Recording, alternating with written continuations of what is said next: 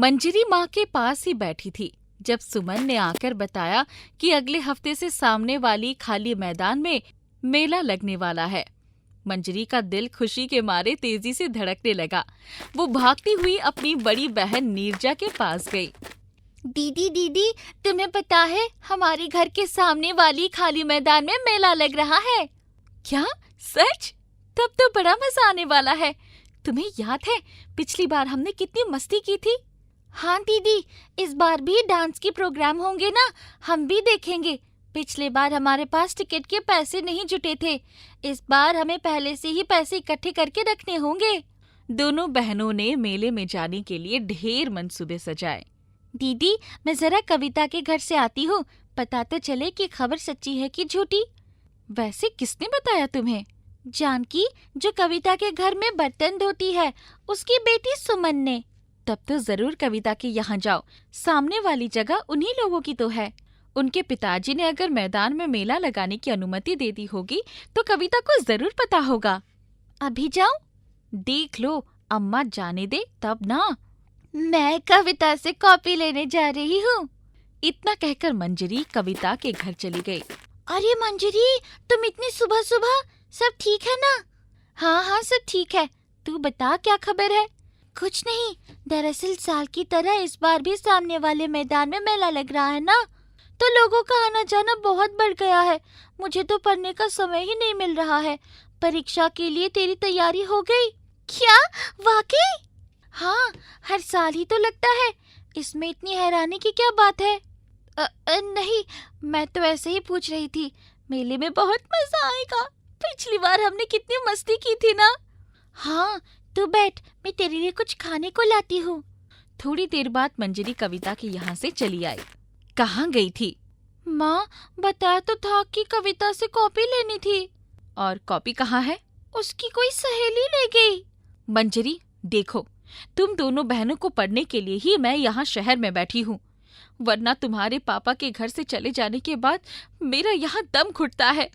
तुम दोनों की जिम्मेदारी ना होती तो मैं भी किसी पाखर तालाब में डूब मरती। क्या सोचकर वो चले गए?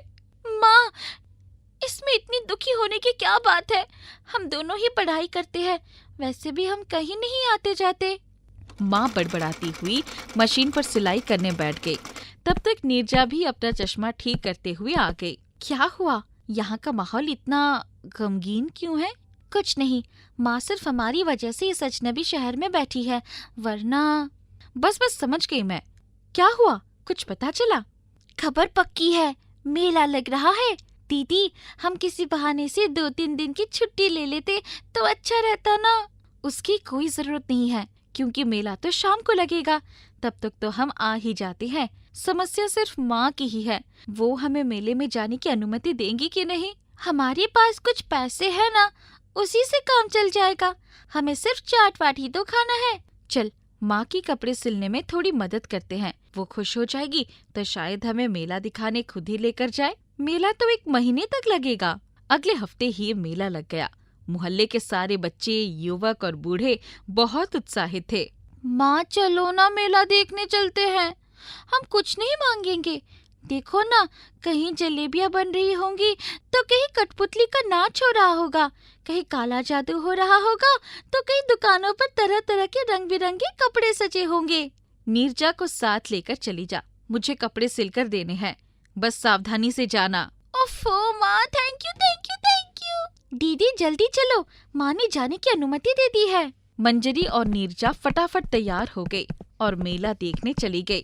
दोनों बहनें अपने साथ बचाए हुए पैसे लेकर चली गई। अभी वो लोग मेले में पहुँचे ही थे कि दीदी वो देखो, वो रही परी की मुकुट वाली जगह, जहाँ हमने पिछली बार परी का मुकुट देखा था। चलो उधर ही चलते हैं, शायद इस बार भी परियां वहाँ आई हो। दोनों उस कोने पर गई तो एक दुकान के बाहर एक परी की मूर्ति लगी थी, जिसके सर पर बिल्कुल वैसा ही मुकुट था जो पिछली बार उन्हें मिलते मिलते रह गया था। काश ही सचमुच की परी होती तो हमारे दिल की सारी बातें जान लेती, हमारे भी अच्छे दिन आ जाते। तभी मंजरी को लगा कि परी ने अपनी पलकें झपकाई। दीदी, मुझे लग रहा है ये सचमुच की परी है। देखो ना, कैसे पलकें झपका रही है। तब तक परी के शरीर में थोड़ी हरकत हुई। मेरे सिर पर जो मुकुट है उसे उतारकर मेरी मूर्ति के चारों तरफ घुमाकर फिर पहना दो। परी ने जैसा बताया था नीरजा ने वैसे ही किया। अचानक परी के शरीर में जान आ गई। लड़कियों, तुम्हें क्या परेशानी है? तुम दोनों मेला देखने आई हो? आप तो परी है, पर मूर्ति में कैसे बंध गई? यहाँ तो बहुत भीड़ है, चलो उस पेड़ के पास चलते हैं। तीनों पेड़ के नीचे आ गई। मैं इस मूर्ति में बरसों से कैद थी। एक बार हमारे परिलोक से बहुत से लोग आए थे, सब तो चले गए, पर जाते जाते एक जादूगर की नजर मुझ पर पड़ गई और उसने मुझे इस मूर्ति में कैद कर दिया था। ये मूर्ति बरसों से एक गोदाम में पड़ी हुई थी। कल ही मुझे वहाँ से निकालकर झाड़ पोंछ कर यहाँ रखा गया। तुम दोनों को देखकर मुझे विश्वास हो गया कि तुम मेरी मदद अवश्य करोगी। ओहो, हमारे तो भाग्य जग गए कि हमारी मुलाकात परी से हो गई। आप चलिए हमारे घर, वो देखिए यही सामने ही है। मैं फिर कभी आऊंगी। तुम लोगों को क्या तकलीफ है, बेझिझक मुझे बताओ। परी रानी, हम बहुत गरीब है। हमारी माँ ने लोगों के कपड़े सिलकर हमें बड़ा किया। किसी तरह हम पढ़ लिख रहे हैं। ओहो, ये बात है। परी ने अपने हाथ ऊपर किए तो उसके हाथ में 2 सुनहरे मुकुट आ गए। ये लो मुकुट, तुम दोनों अपने पास रख लो। तुम्हें जब भी किसी चीज की आवश्यकता होगी इसी मुकुट से बोल दिया करना। बस ये ध्यान रखना कि कोई इसको देखने ना पाए। मैं चलती हूँ। इतना कहकर परी नीले आकाश में उड़ गई। मंजरी और नीरजा की खुशी का ठिकाना नहीं था। वो दोनों भागती हुई घर आ गई। माँ, हमारे दुख के दिन चले गए। इतना कहकर वो दोनों ने कमरा अंदर से बंद कर दिया। सुनहरे मुकुट, हमारे पापा को हमसे मिला दो। मुकुट मुकुट, हमें भी इतना पैसा दे दो कि हम अपना जीवन यापन ठीक से कर सके। वो दोनों जैसे ही अपना कमरा खोलकर बाहर आई तभी दरवाजे पर दस्तक हुई। दरवाजा खोला तो सामने उनके पापा मनोहर खड़े थे। पापा, अब कहाँ चले गए थे? हम लोग कितनी मुश्किल से जीवन बिता रहे थे। पापा, आप हमें छोड़कर कहाँ चले गए? हम आपको कितना याद करते थे। हाँ बेटी, मैंने भी तुम दोनों को बहुत मिस किया। अब मैं आ गया हूँ हमेशा के लिए अपने बच्चों के पास। अब आप कहीं नहीं जाएंगे ना? नहीं, अब कहीं नहीं जाऊंगा। जरा तुम्हारी मम्मी से तो मिल लूं। पापा अंदर चले गए। माँ अकेले बैठकर सिसक रही थी। मंजरी, सुनहरे मुकुट ने तो हमारी सारी समस्या ही दूर कर दी। माँ बेचारी पिछले 7 सालों से रो रो कर समय काट रही थी ना। हाँ दीदी, अब हम लोगों के जीवन से सारे कष्ट निकल गए। दोनों बहनें दूसरे दिन मेला देखने के लिए पापा से पैसे मांगने चली गई। लालपुर गांव में 2 गरीब बहनें साथ रहा करती थी। दोनों के पास रसगुल्ले की एक दुकान थी। दोनों बहनें बहुत गंदे कपड़े पहनकर रसगुल्ले बेचने जाया करती थी, जिसे देखकर लोग उन दोनों से कभी रसगुल्ले नहीं लेते थे। आओ बहन आओ, मेरी दुकान से रसगुल्ले खाओ। आओ आओ, एक बार खाओगे तो बार बार आओगे। लड़की उसकी दुकान से रसगुल्ले नहीं लेती और वहाँ से चली जाती है, जिसे देखकर नीता कहती है, हाय राम, हम दोनों कितने गरीब हैं। हमारे पास पहनने को कपड़े तक नहीं है। हमारे कपड़े देखकर कोई रसगुल्ला खरीदने नहीं आ रहा है। अब क्या करूं बहन, हमारे पास तो कोई भी रसगुल्ला खरीदने नहीं आता। कैसे बेचूं ये रसगुल्ले? अब शाम भी होने वाला है। अगर ये रसगुल्ले नहीं बिक पाए तो पैसे नहीं मिलेंगे, और पैसे नहीं तो राशन भी नहीं। अब मैं क्या करूं? चलो बहन, अब घर चलते हैं। कल देखती हूँ कुछ बिक जाए। घर जाते ही नीता और रानी सोच में पड़ जाती है। अब कल रसगुल्ले बेचने जाऊंगी तो कल भी बिक्री नहीं हो पाएगी। हाँ बहन, अब क्या करें? फिर भी एक बार कोशिश करते हैं, शायद हो जाए। अब क्या करूं बहन, हम दोनों के कपड़े को देखकर लोग रसगुल्ले खरीदने नहीं आते। अब बताओ, हम दोनों कपड़े कहाँ से लाएं? हमारे पास खाने तक को कुछ भी नहीं है। इतनी बात करके वो दोनों सोने चली जाती है। अगली सुबह वो फिर से रसगुल्ले बेचने दुकान जाती है। रसगुल्ले ले लो, आओ रसगुल्ले ले लो। एक बार खाओगे तो बार बार खाओगे। एक बार खाकर तो देखो ये रसगुल्ले कितनी टेस्टी है। आओ आओ रसगुल्ले आओ। आइए चाचा जी, लीजिए।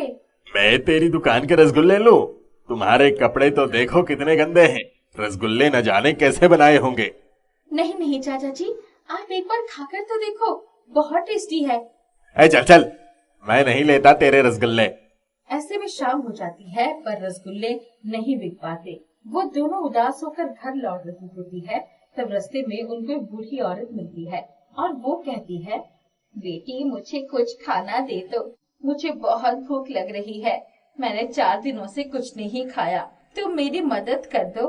तुम्हारे पास अगर कुछ है तो मुझे खाने दे दो, मेरी भूख मिटा दो बेटी। देखो बूढ़ी माँ, मेरे पास तो वैसा कुछ भी नहीं है, पर आज मेरी दुकान पर एक भी रसगुल्ला नहीं बिका।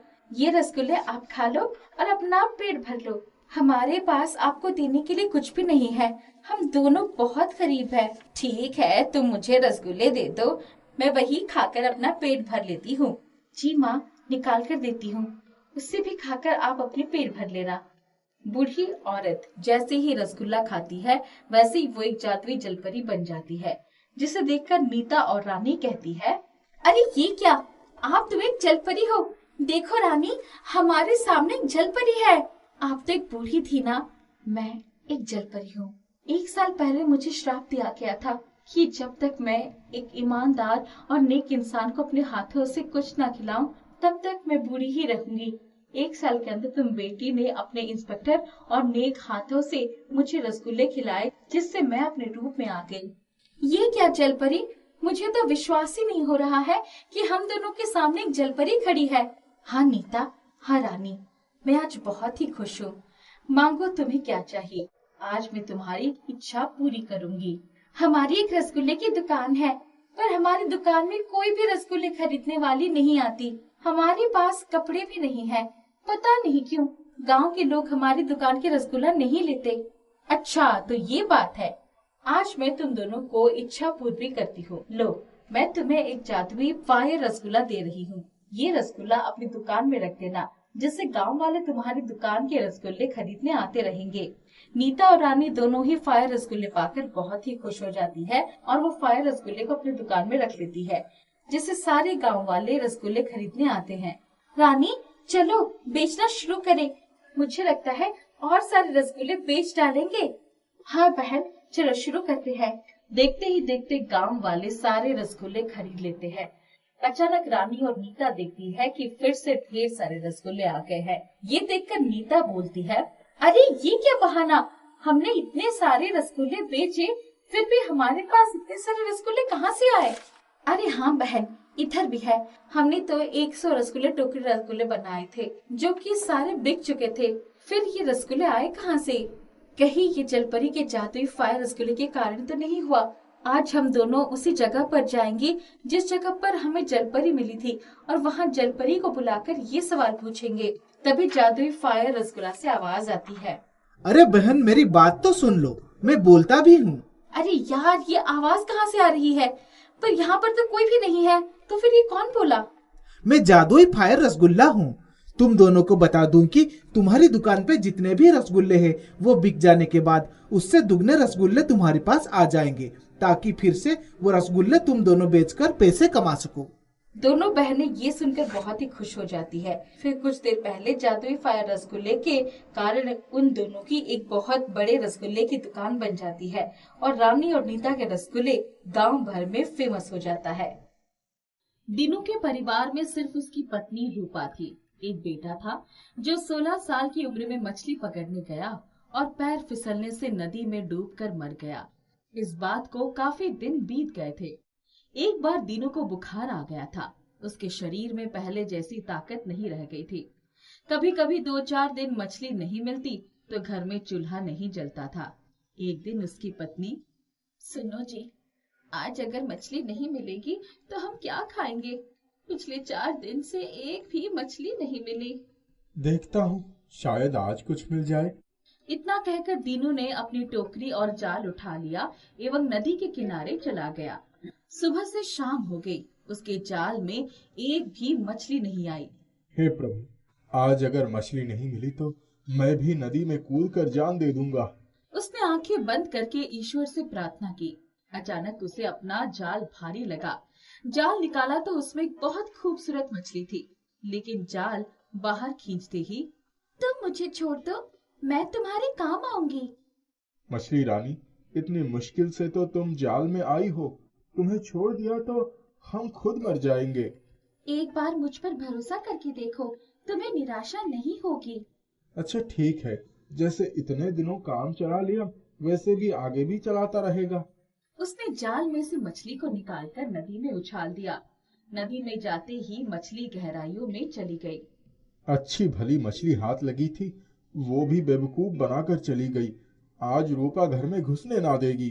दीनू जाल कंधे पर डालकर घर की ओर चल दिया। उसने दरवाजा खटखटाया। रूपा ने दरवाजा खोला तो दीनू के पीछे बड़े बड़े 7 मटके देखकर खुशी से उसको एक तरफ हटाते हुए बोली, क्या है इन मटकों में? दीनू पीछे पलटा तो हैरान रह गया। पहले इन्हें अंदर कर लो, वरना बंशी देख लेगा तो वो भी मांगने आ जाएगा। ये तो बहुत भारी है, इन्हें भीतर ले जाने में तुम भी मदद करो। दोनों मटकों को उठाकर भीतर ले गए। एक मटका खोला तो उसमें से एक 20 बरस का नौजवान कूदकर बाहर आ गया। प्रणाम बाबा। प्रणाम माँ। दोनों की आंखें फटी की फटी रह गई। ये तो बिल्कुल उनके अपने बेटे जैसा ही नौजवान था। तुम कौन हो? कहीं तुम मेरे मुरली तो नहीं? मेरा नाम चंदन है माँ। मैं तुम दोनों की सेवा करने आया हूँ। बाकी मटकों में क्या है? मुझे क्या पता, खोल कर देखो। दूसरा मटका खोला तो उसमें ढेर सारे रुपए पैसे थे। तीसरे में आभूषण, चौथे में चावल, पांचवे में दाल, छठे में सब्जियां और फल एवं आखिरी मटके को छूते ही उनका घर आलीशान महल में बदल गया। दीनू और रूपा का तो खुशी का ठिकाना नहीं रहा। चलो जल्दी से सामान ठीक से रख देते हैं, फिर कुछ खाने को बनाते हैं। मेरा चंदन भूखा होगा। माँ तुम बैठो, मैं तुम दोनों के लिए खाना लेकर आता हूँ। वो रसोई में गया और तुरंत 3 थाली में खाना लेकर आ गया। रूपा ने आश्चर्यचकित होकर, ये कैसे आया? माँ तुम खाना खाओ, फिर आराम करो। बड़े दिनों बाद इतना बढ़िया खाना मिला है। आओ तुम भी खाओ, मैं तुम्हें अपने हाथों से खिलाऊंगी। रूपा चंदन को अपने हाथों से कौर बनाकर खिलाने लगी। अपने बेटे मुरली को याद करके उसकी आंखों से आंसू बहने लगे। माँ अब तुम यही समझो कि मैं ही तुम्हारा मुरली हूँ। जैसे वो तुम्हें कमा कर खिलाता, वैसे मैं खिलाऊंगा। अब मैं पूरी जिंदगी तुम्हारे साथ बिताऊंगा। रूपा उसका मुंह निहार कर निहाल हो उठी। दीनू अभी चंदन के बारे में सोच ही रहा था कि तभी फाटक पर एक साधु ने आवाज लगाई, अलख निरंजन, साधु को खाना खिला दो बच्चा। हे साधु महाराज, आप बैठिए, मैं आपके लिए कुछ लेकर आता हूँ। दीनू तुरंत घर में गया। रूपा, ओ रूपा, साधु के लिए कुछ भोजन दे दो, बहुत भूखे हैं। रसोई में देखती हूँ। रूपा रसोई में गई। वहाँ से फल, मिठाई और मेवे लेकर आ गई। दीनू ने साधु को सब कुछ दे दिया। बहुत बढ़िया, तुम्हारा भंडार हमेशा के लिए भरा रहेगा। बस अपने पुत्र पर कभी नाराज मत होना। बाबा, वो हमारा सगा पुत्र नहीं है, लेकिन इतने कम समय में ही तुम दोनों उसको सगे से भी बढ़कर मानने लगे हो, इसीलिए उस पर कभी नाराज ना होना। साधु चले गए। पूरा परिवार खूब खुश था। चंदन रोज कमाने जाता तो कुछ ले आता, बाबा की झोली में डाल देता। अब उसको रहते बहुत दिन बीत गए थे। एक दिन, क्यों ना हम अपने चंदन का विवाह कर दें? घर में बहू आ जाएगी, कुछ दिनों में बाल बच्चे हो जाएंगे, घर का माहौल कितना खुशहाल हो जाएगा।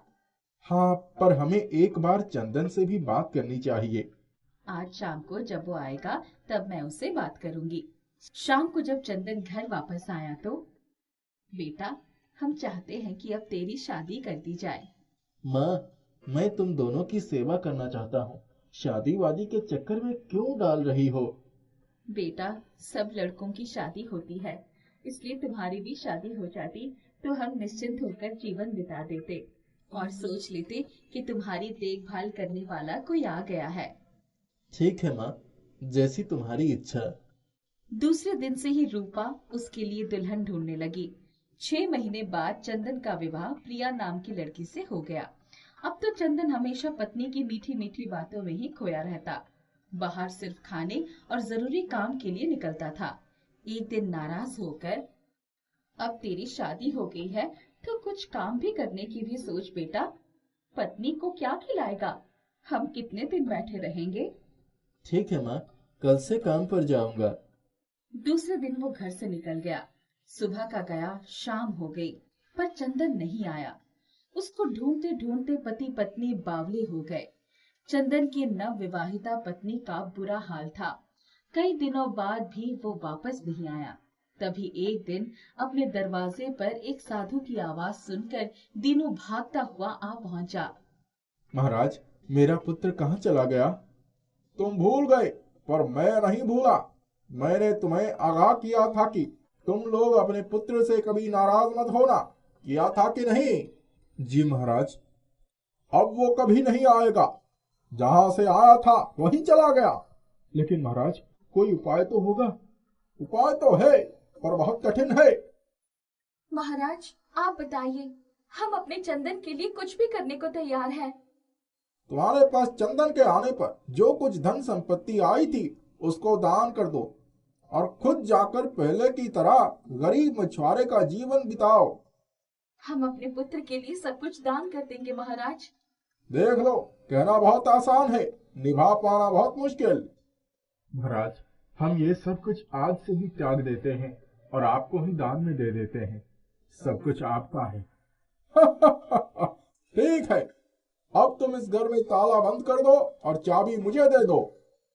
दीनू रूपा और प्रिया को साथ लेकर चाबी साधु को देकर साधु के चरणों में प्रणाम करके निकल गया। वो लोग काफी दूर चले गए थे, तभी उन्होंने देखा कि चंदन पसीने से लथपथ हुआ चला आ रहा है। मेरे लाल, तुम कहाँ चले गए थे? माँ, मुझे नहीं पता था कि मैं कहाँ गया था, पर अब मैं हमेशा के लिए तुम्हारे पास आ गया हूँ। ठहरो चंदन, अगर तुम हमेशा के लिए आए हो तभी हमारे साथ चलो, वरना हमें हमारे हाल पर छोड़ दो। नहीं नहीं बाबा, मैं आपके साथ रहूंगा। आओ थोड़ी देर विश्राम कर लेते हैं, फिर आगे क्या करना है देखते हैं। कुछ देर में वो लोग एक पेड़ के नीचे जाकर रुक गए। रूपा और प्रिया थकी हुई थी, उन्हें नींद आ गई। चंदन और उसके पिता ने आसपास से कुछ लकड़ियां इकट्ठा कर लिया और थोड़ी देर में झोपड़ी तैयार कर ली। अचानक वही साधु अलख निरंजन करते हुए प्रकट हुए। दीनू, तुम लोग बहुत नेक हो। तुम्हारे अंदर प्रेम, दया और ममता का सागर लहराता है, इसीलिए मैं तुमसे बहुत प्रसन्न हूँ। जाओ, तुम्हारा जीवन पहले की तरह ही हो जाए। इतना कहकर वो अंतर्ध्यान हो गए, पर उनकी झोपड़ी की जगह उनका पहला वाला घर और तालाब था। पूरा परिवार बहुत खुश था। उन सबकी खोई हुई खुशियाँ वापस आ गई थी। किशन पाल एक गरीब परिवार से था। वो रात को चौकीदारी करता था और मोहल्ले के लोग उसको कुछ पैसे दे दिया करते थे, जिससे वो अपने घर का खर्चा चलाया करता था। मोहल्ले के लोग तो उसको 10-20 रुपए देते थे और कुछ लोग उसको खाना भी दे दिया करते थे। रात भर जाकर कुछ ही पैसे लेकर आते हो। दिन में मैं झाड़ू पोछा करके कुछ पैसे कमाती हूँ, फिर भी घर का खर्चा नहीं चलता है और शिवानी को इसको पढ़ाने की धुन लगी हुई है। माँ, मेरी सभी सहेलियाँ स्कूल जाती है, मेरा भी तो मन करता है स्कूल जाने का। पढ़ाई तो तभी होगी जब पेट की आग बुझेगी। घर में खाने के लिए तो कुछ है नहीं। तेरे स्कूल के फीस कहाँ से जमा करूँगा फिर, ये बता। तो माँ, मैं कभी नहीं पढ़ पाऊंगी। मैं भी पड़ोस में जो अनीता दीदी रहती है, उनकी तरह पुलिस में भर्ती होना चाहती हूँ और देश की सेवा करना चाहती हूँ। मैं तेरी सेवा कर लूं, वही मेरे लिए बहुत है। देश की सेवा तो बाद की बात है। जितना पढ़ा लिखा दूंगा तुझे, उतना ही तेरा रिश्ता ढूंढने में आफत आएगी।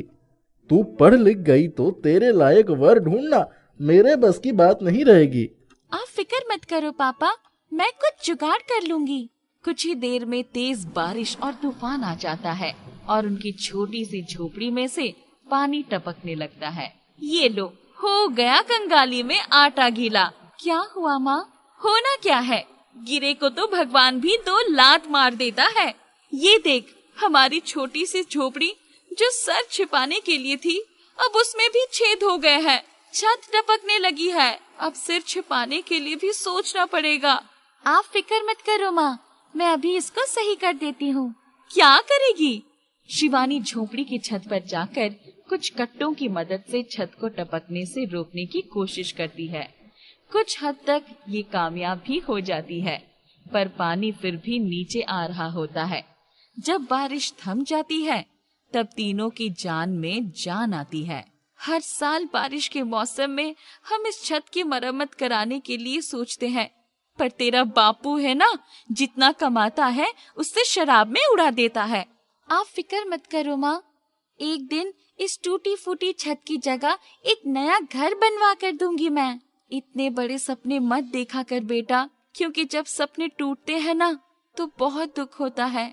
शिवानी इसी तरह से परेशान होकर घूम रही थी। थोड़ा सा दूर चलने पर उसे एक बहुत ही बुजुर्ग आदमी मिला जो ठेले को ढोने की कोशिश कर रहा था, परंतु असमर्थ था। उसे देखकर शिवानी बहुत परेशान हो गई और उसकी मदद के लिए आगे बढ़ी। बाबा, आप इस ठेले को धोने की कोशिश कर रहे हो, पर आप तो इतने बुजुर्ग हो। बेटा, मजबूरी है। ये ठेला मुझे दूसरे मोहल्ले में पहुंचाना है। वजन ज्यादा है, ये मुझसे ढोया नहीं जा रहा। अगर ये नहीं पहुंचाया तो बहुत बड़ा नुकसान हो जाएगा। आप रहने दीजिए, मैं ये ठेला पहुंचा देती हूँ, लाइए। बहुत बहुत शुक्रिया बेटा, जो तू चाहे वो तुझे मिल जाए।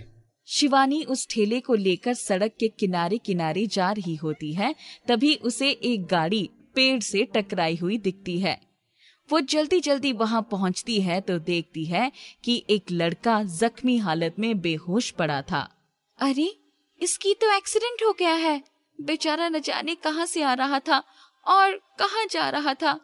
मुझे इसकी मदद करनी चाहिए।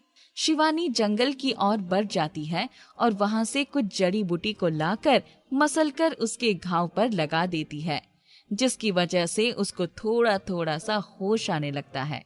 चलो, शुक्र है इसको थोड़ा सा होश आ रहा है। एक काम करती हूँ, इसके जेब में इसका पता निकालकर इसके घर वालों को फोन कर देती हूँ। मुझे तो ये सामान जल्द से जल्द पहुँचाना है और इसका भी ध्यान रखना जरूरी है। इसके घर वाले इसको ले जाएंगे। शुक्र है अब ये खतरे से खाली है। शिवानी उसके जेब में से उसका नंबर निकालकर उसके घर पर फोन कर देती है और जगह का पता बताकर ठेले को ढोती हुई चली जाती है। उसके हाथ पर एक टैटू बना हुआ होता है। वो लड़का थोड़े से होश में आने पर सिर्फ उसी टैटू को देख पाता है। अनुभव, तू ठीक तो है ना? हाँ, मैं ठीक हूँ, पर ये एक्सीडेंट कैसे हो गया मुझे तो कुछ समझ में नहीं आ रहा है। और तुम यहाँ पर कैसे पहुँच गए किशोर? मुझे किसी लड़की का फोन आया था। उसने मुझे यहाँ का पता बताया और तुम्हारी हालत के बारे में भी बताया। मैं तुरंत ही तुम्हारे पास पहुँच गया। जब तुम आए तो तुम्हारे घाव पर मरहम लगा हुआ था और यहाँ पर कोई नहीं था। क्या तुम जानते हो वो लड़की कौन थी? नहीं, मैं उसको नहीं जानता। मैं तो उसका चेहरा भी नहीं देख पाया था, बस उसके हाथ पर बना एक टैटू ही देख पाया था। कोई भी हो, पर वो फरिश्ता बनकर आई थी और तुम्हारी जान बचाकर चली गई। अनुभव ठीक हो जाता है, परंतु उसको हमेशा वो टैटू याद आता रहता है, क्योंकि वो उस लड़की का धन्यवाद करना चाहता था जिसने उसकी जान बचाई थी। वो उसको बहुत ढूंढने की कोशिश करता है, पर शिवानी उसको नहीं दिखती। एक दिन वो बाजार में जा रहा होता है तो एक लड़की जूते पॉलिश कर रही होती है। वो उसके पास जूते पॉलिश करवाने जाता है तो उसके हाथ पर वही टैटू देखकर रुक जाता है। तुम ये काम क्यों कर रही हो? साहब, मजबूरी है। घर में बाप दारू पीकर पड़ा रहता है, पर घर में खाने के लिए कुछ तो काम करना ही पड़ेगा ना। तुम पढ़ती नहीं हो क्या? पढ़ने का तो बहुत मन है साहब, पर कहाँ से पढूं? इतना पैसा थोड़ी ना है घर में कि पढ़ाई में लगा सकूं। अनुभव को बहुत दुख होता है।